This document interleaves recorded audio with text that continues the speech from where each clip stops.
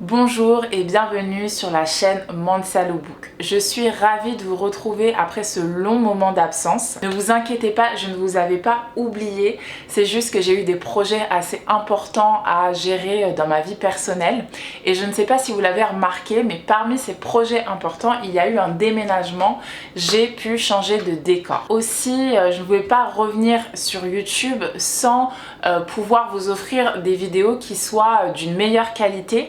J'ai vraiment lancé ma première vidéo comme un essai, il n'y avait pas de lumière forcément, il n'y avait pas de son, voilà. Mais là j'ai pu investir dans une petite ring light et un micro, voilà, j'espère que ce sera satisfaisant. Ce que je peux déjà dire, c'est que je suis assez contente de ma lumière, même si c'est pas elle qui m'a coûté le plus cher. Par contre j'ai des petits doutes sur ce micro, donc voilà, vous me direz ce que vous en pensez. Puisque je suis de retour sur YouTube, que je compte y rester et que sur la chaîne Mansa Lookbook on parle de mode, on parle de consommation, on parle de couture, je voulais vous présenter mon dressing.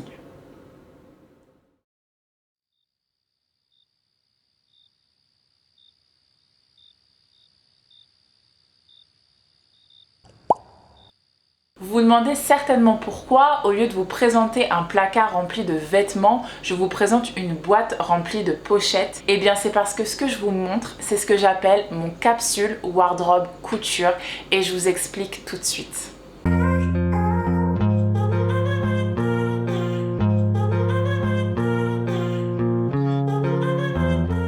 Je préfère vous prévenir, c'est une vidéo qui risque d'être un petit peu longue. Pour faciliter votre navigation et votre compréhension du sujet, j'ai divisé cette vidéo en 5 grands chapitres. J'espère vraiment que le contenu pourra vous intéresser et qu'il amènera des échanges en commentaire ou sur mes autres plateformes. Un capsule wardrobe couture, qu'est-ce que c'est ? Pour savoir ce que j'appelle un capsule wardrobe couture, il faut déjà savoir ce qu'est le concept de capsule wardrobe.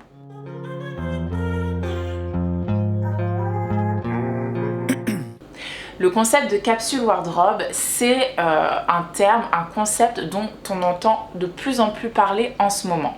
Je suis sûre que vous avez déjà vu des youtubeuses qui vous présentaient leur capsule wardrobe pour telle ou telle saison, ou que vous avez déjà vu ce genre d'image sur Pinterest. Et pour bien comprendre ce qu'est le concept de capsule wardrobe, je vous propose un petit récap historique. L'expression capsule wardrobe intervient pour la première fois dans le milieu des années 40 aux États-Unis.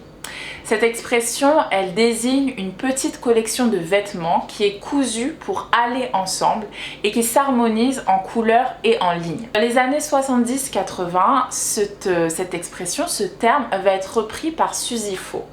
Suzy Faux, c'est une femme qui possède un magasin dans Londres et qui observe un certain comportement chez ses clients.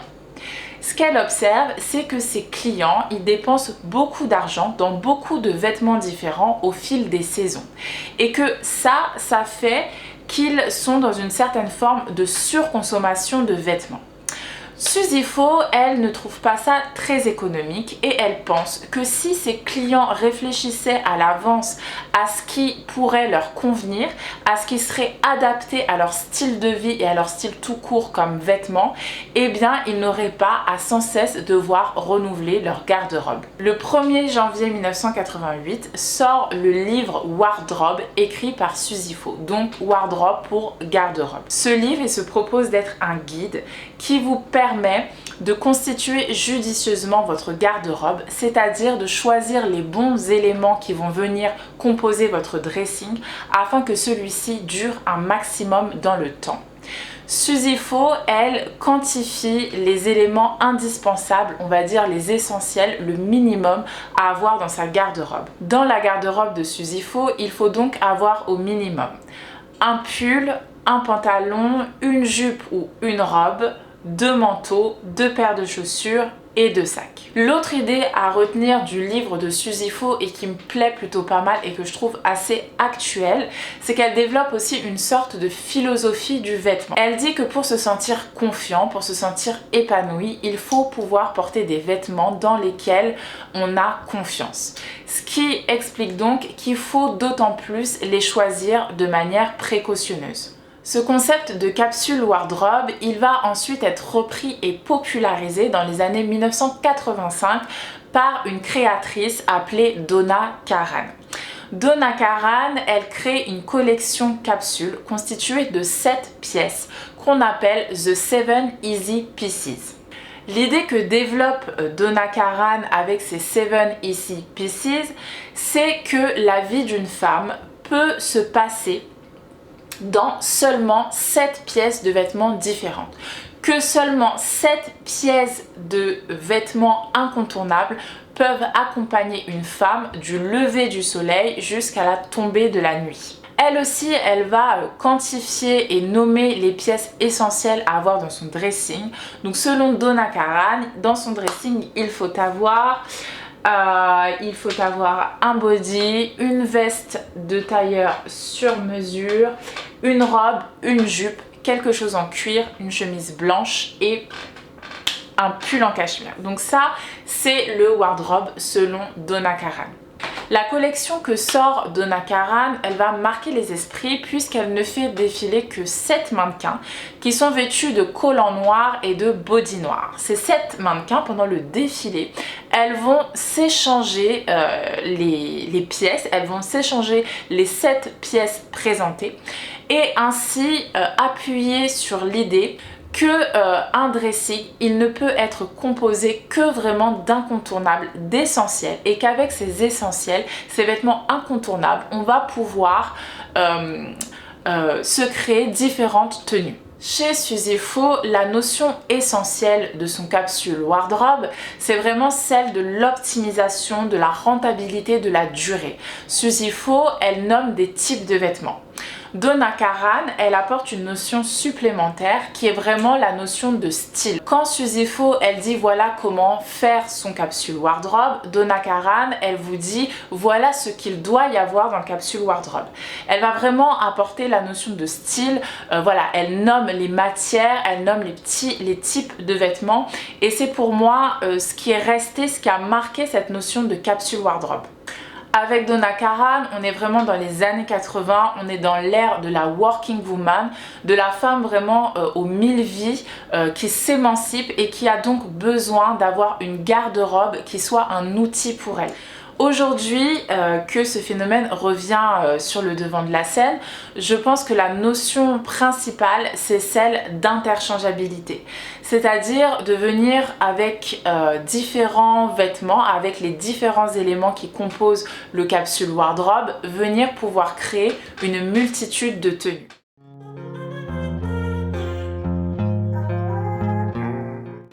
Si ce concept aujourd'hui revient sur le devant de la scène et notamment avec l'idée d'interchangeabilité qui nous permet d'avoir une profusion de tenues avec seulement peu de vêtements, ce n'est pas pour rien, c'est parce qu'il y a un contexte qui s'y prête. Vous n'êtes pas sans savoir qu'on traverse une crise écologique majeure et que cette crise écologique nous amène à regarder à l'impact que l'industrie de la mode a sur l'environnement. Dans le monde, en 15 ans, par personne, la consommation de vêtements a augmenté de 60%. À l'heure actuelle, on jette 2 fois plus vite un vêtement qu'il y a 20 ans. Ce phénomène-là, il est permis par l'industrie de la fast fashion.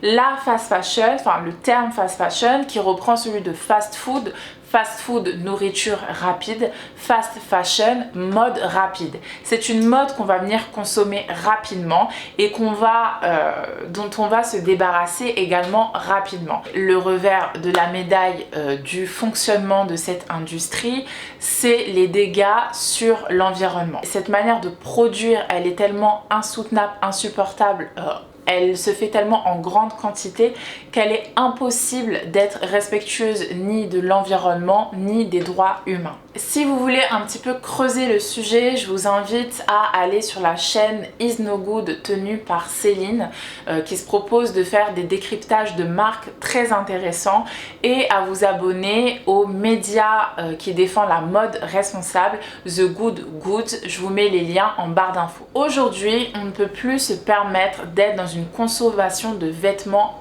effréné.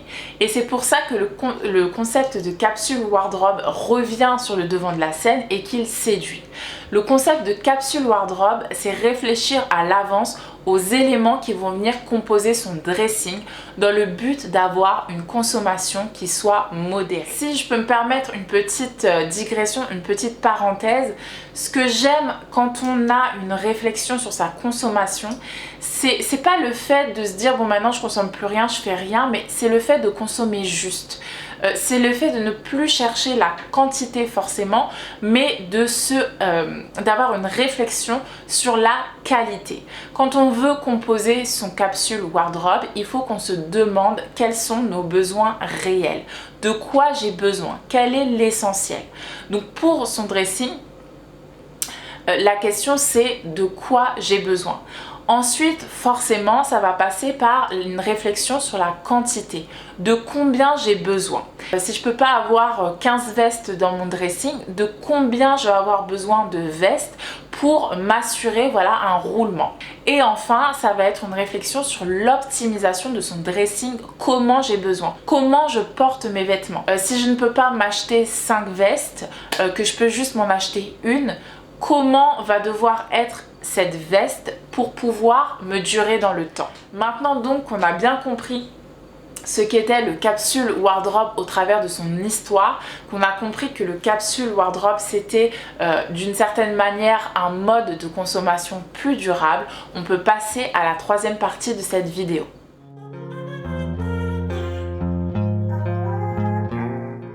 Il y a de ça quelques années maintenant, j'ai appris à coudre à la machine. Apprendre à coudre, ça a changé mon rapport aux vêtements. Vous le savez, j'aime la mode, j'ai toujours aimé la mode depuis que je suis petite. Et par extension, lorsqu'on aime la mode, on aime le shopping.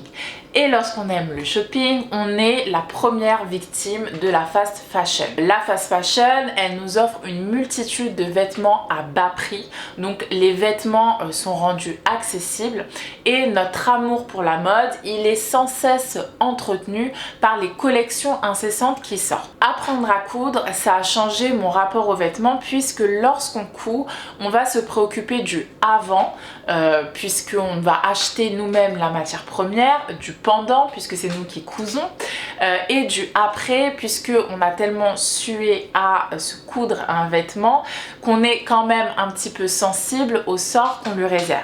Si dans l'industrie de la mode, dans la fast fashion, je peux attraper un t-shirt sans forcément regarder l'étiquette, sans forcément être en confrontation avec la composition et la provenance de ce vêtement, lorsque je couds mon vêtement, vu que c'est moi qui vais chercher la matière première, que je la choisis, je vais avoir un lien beaucoup plus direct avec la composition de son vêtement. De plus en plus avec sa provenance, mais pas forcément encore toujours. Puisque c'est moi qui couds mon vêtement, eh bien je le couds à la sueur de mon front, n'est-ce pas?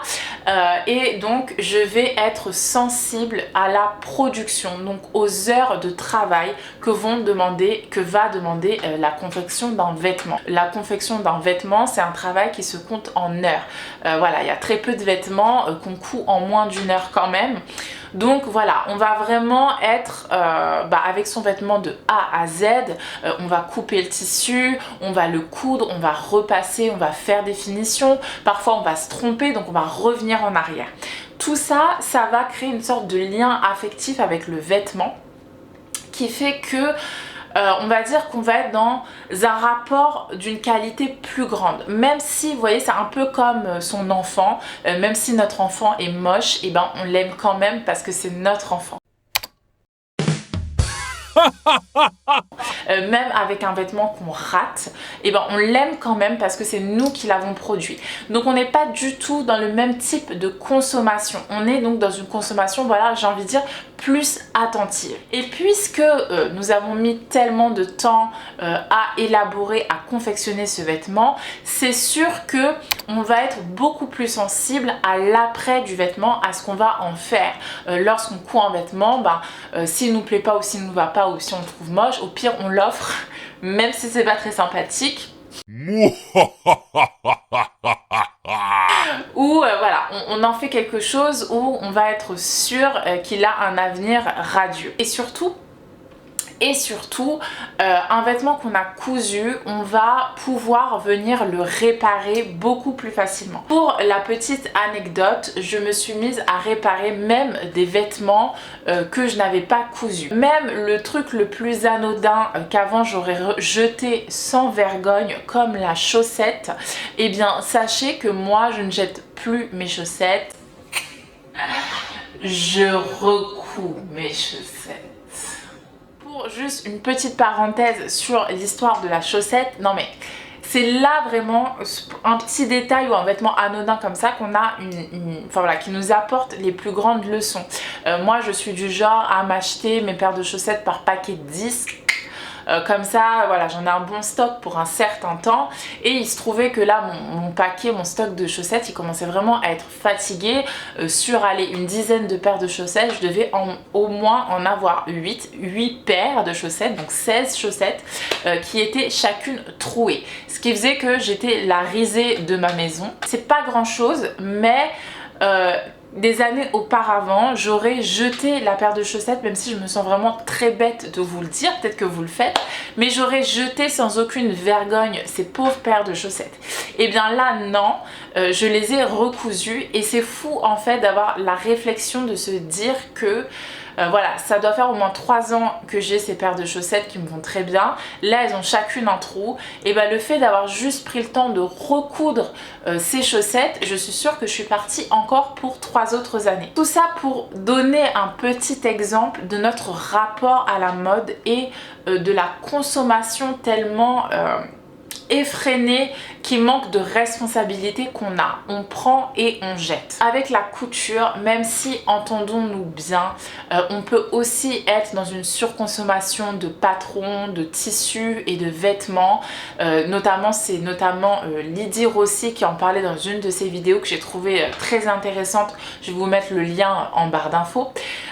Coudre ces vêtements, ça amènera de fait et forcément, ça vous amènera forcément à être dans une consommation qui soit plus modérée pour toutes les raisons que je vous ai citées.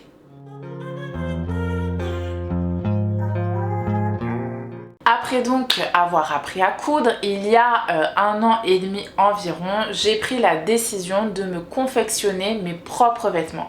C'est-à-dire de composer moi-même mon dressing de vêtements que je me serais cousu. Vouloir se coudre ces vêtements pour se composer son dressing, ça reste une démarche qui est quand même différente que de seulement coudre de manière ponctuelle ou de coudre quand ça nous fait plaisir. On se fixe quand même un challenge, il faut pouvoir sortir habillé de manière décente chaque jour et avoir quand même un panel de vêtements, voilà, être dans une certaine forme de production de vêtements pour pouvoir vivre dans ces vêtements au quotidien. Et c'est comme ça que le concept de capsule wardrobe couture est né et avec lui la chaîne Mansa Lookbook. Si j'en suis venue à vouloir une garde-robe essentiellement fait main, c'est à cause du problème principal que me posait la fast fashion. La fast fashion, je pense que elle épuise la terre, elle épuise sa main d'œuvre, mais pas que. Elle épuise aussi le consommateur.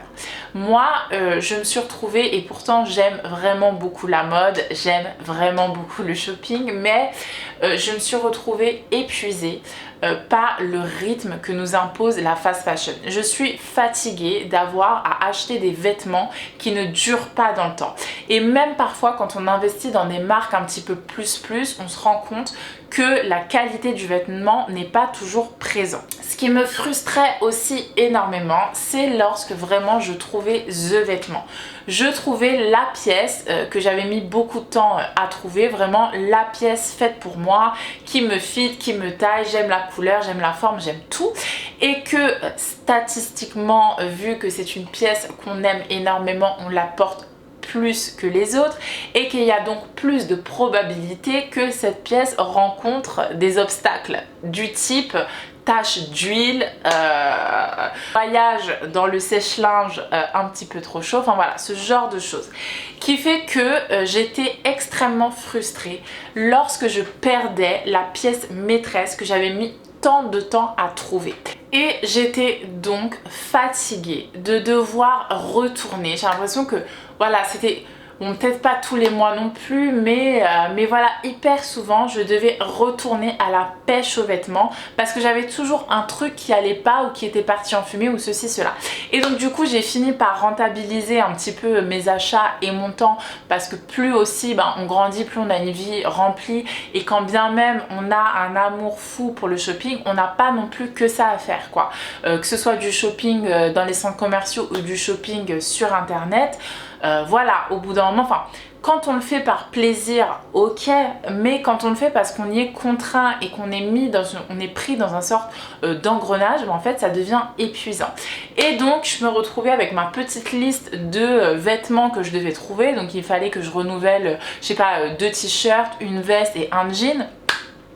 Je consacrais un certain temps, donc soit lorsque j'allais dans les centres commerciaux une journée ou une après-midi, ou soit lorsque je regardais sur internet, voilà, ça pouvait être une semaine qu'il fallait que je me trouve tout ça. Et on ne trouve pas forcément ce qu'on veut, on garde toujours la frustration de la super pièce maîtresse qu'on avait trouvée mais qui était partie en fumée. On se rabat sur des vêtements qui sont pas forcément ce qu'on veut et du coup on n'est pas voilà, on n'est plus forcément à l'aise avec sa garde-robe. Dites-moi si vous aussi vous rencontrez ce genre de difficultés en commentaire. La couture a résolu le problème que je rencontrais avec la fast fashion, puisque lorsqu'on coud, on achète des patrons de couture. Ces patrons de couture, ce sont des modèles de vêtements. Et à partir d'un modèle, à partir d'un patron, je peux coudre autant de vêtements que je veux. Si par exemple j'achète un patron de t-shirt, je peux me faire un t-shirt et je peux m'en faire un deuxième et puis un troisième, toujours à partir du même modèle de patron. Si donc je me fais mon t-shirt préféré et que celui-ci a un accident, qu'il a une vilaine tache d'huile ou qu'il est tombé dans le mauvais bac de la machine à laver, eh bien je peux me refaire exactement le même t-shirt. Coudre et acheter des patrons, ça revient donc à investir dans une sorte de dressing éternel puisqu'on va pouvoir garder les modèles des vêtements qu'on achète. Et c'est ça qui est absolument génial avec la couture et lorsqu'on aime la mode, c'est qu'on peut se décupler des vêtements à foison et au gré de nos envies. On peut même venir modifier son patron, c'est ce qu'on appelle le hack, on vient hacker son patron. On vient faire des modifications ou des ajouts pour faire correspondre le patron, le modèle de vêtement à nos envies. On l'a vu tout à l'heure, coudre, c'est avoir un rapport durable avec le vêtement. Mais choisir ses patrons, c'est avoir un rapport durable avec son dressing. C'est ça que j'appelle le capsule wardrobe couture. Le capsule wardrobe couture, c'est le fait de venir sélectionner des modèles de vêtements, des patrons de couture dans le but de confectionner des vêtements qui vont composer son dressing de manière intelligente, de manière harmonisée. Le capsule wardrobe couture, c'est exactement la même démarche que le capsule wardrobe. Sauf qu'au lieu d'acheter des vêtements qui vont venir composer notre garde-robe, on va acheter des patrons de couture. Nous allons ensuite confectionner les vêtements d'après les patrons de couture et ces vêtements-là vont venir composer notre garde-robe. C'est pour ça que tout à l'heure, lorsque je vous ai dit que j'allais vous montrer mon dressing, je ne vous ai pas montré un placard rempli de vêtements achetés dans le commerce, je vous ai montré une boîte remplie de pochettes. Et bien cette boîte contient tous mes patrons. C'est ma patronthèque, ma bibliothèque à patrons. Alors comment est-ce qu'on se constitue un capsule wardrobe couture ? Avant de répondre à cette question, pour ceux qui ne sont pas couturiers ou couturières, pour que vous puissiez bien comprendre ce que je veux dire par là, j'aimerais clarifier une petite chose. Cette chemise, avant d'avoir été une chemise, un vêtement que l'on peut porter, a d'abord été ce qu'on appelle un patron. Un patron, c'est ça. C'est une grande planche de papier sur laquelle sont dessinées des formes. Les formes, c'est ce qu'on appelle les pièces du patron. Lorsqu'on veut se confectionner un vêtement, on va donc venir découper ces pièces de patron dans le papier selon notre taille. Pour une chemise, les formes vont correspondre au col, aux manches, au dos, au devant. Une fois que ces pièces sont découpées, on vient les épingler à notre tissu afin d'en reporter la forme, puis l'on va découper notre tissu selon les formes qu'on a reportées. Et enfin, on vient assembler ces formes, ces pièces de tissu à la machine et ça nous donne une chemise. Vous avez donc compris maintenant le processus de couture et pourquoi le fait d'avoir un patron revient à posséder le modèle d'un vêtement.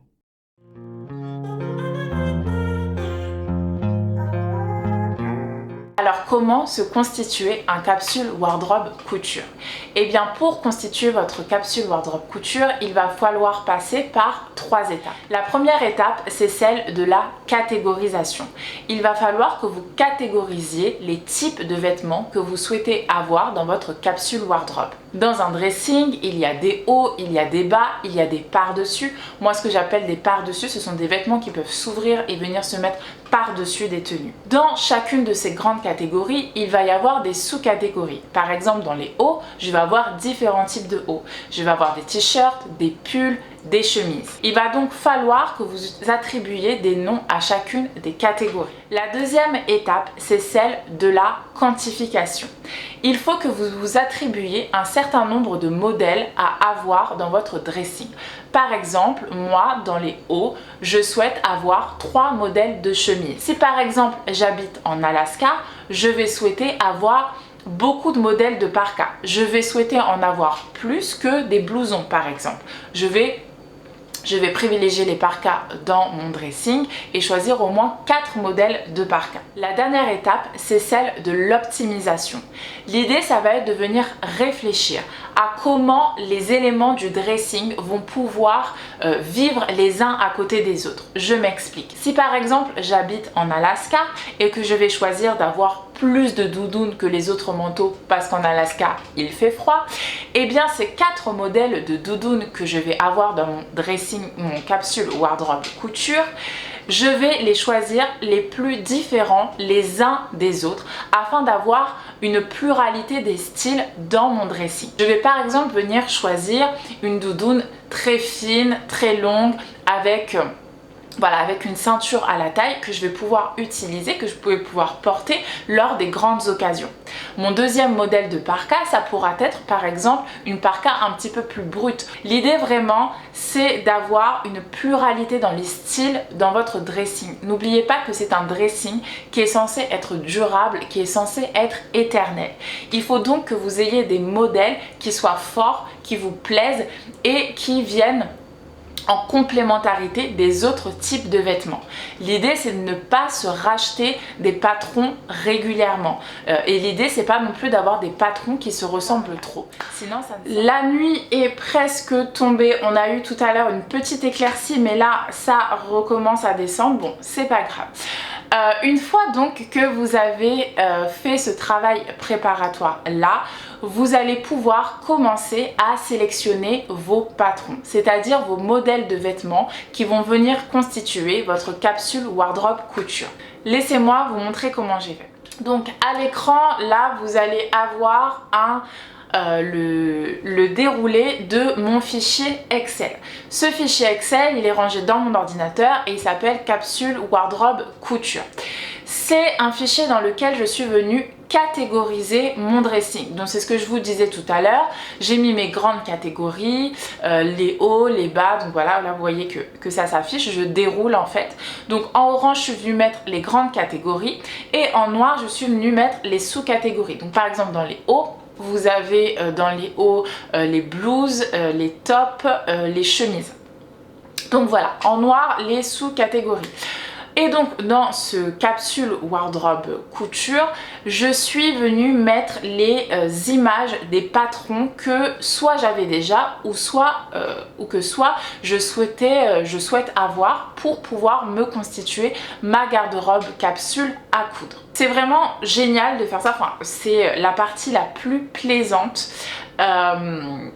parce que vous avez une sorte d'inventaire comme ça numérique de tout ce que contient votre dressing. Moi, quand j'ai souhaité, donc il y a 1 an et demi, me faire mon dressing, me coudre mon dressing et que je partais de rien, j'avais juste cette idée de concept en tête. Je me suis dit, si je me couds mes propres vêtements, autant y aller à fond. Je me suis posé la question de savoir quel serait mon dressing idéal. Si je pouvais faire table rase et plus avoir de contraintes, quelles seraient les pièces vraiment idéales pour moi, voilà, quelle même modification je viendrais apporter sur telle pièce pour vraiment qu'elle me corresponde. Vous créez un capsule wardrobe couture, ça va vous permettre, enfin en tout cas moi ça m'a permis de voilà, de vraiment pouvoir exprimer votre amour de la mode et votre créativité. Dans un capsule wardrobe couture, on va venir mettre tout ce qu'on veut. Alors bien sûr on va être confronté à la tâche de la réalisation, mais à cœur vaillant, rien d'impossible.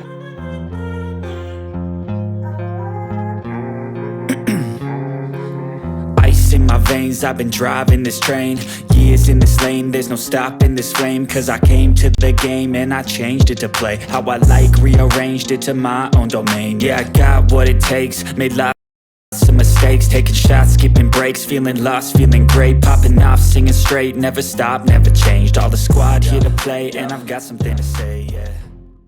Voilà ce que je pouvais vous dire sur le concept de capsule wardrobe, sur son histoire, sur la manière dont il est décliné actuellement, comment le capsule wardrobe peut être une réponse aux besoins d'une mode plus durable et comment il peut venir se juxtaposer à la couture. J'espère que ce contenu vous aura servi. Si vous êtes couturière, il est très probable que vous ayez déjà une certaine quantité de patrons. Il ne vous reste plus qu'à les organiser entre eux pour vous constituer un capsule wardrobe couture. Si vous n'êtes pas couturière, j'espère que cette vidéo vous aura motivé à vous mettre à la couture, à essayer ce que ça donne et pourquoi pas à vous coudre vos propres vêtements. Si jamais c'est pas votre intention, eh bien écoutez, j'espère au moins que cette vidéo vous aura motivé à aller vers une consommation plus responsable.